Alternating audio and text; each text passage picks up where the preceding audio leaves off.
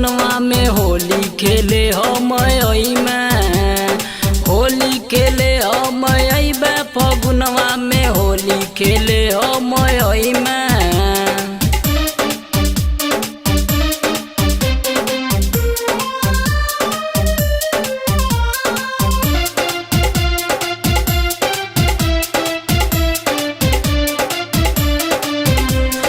बहुत हो दिनवा पे आइल बा होली, साली हो रंगम तोहार साया चोली।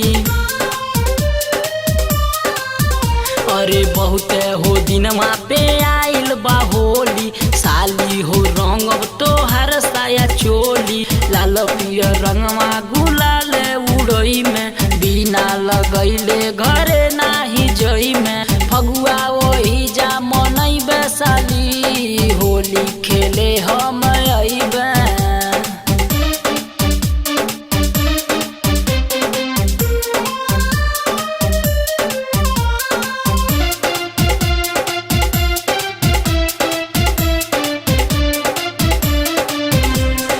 ऐसन मौका जाए नाही दीह, आपन बदनिया के रंगे तनी दीह।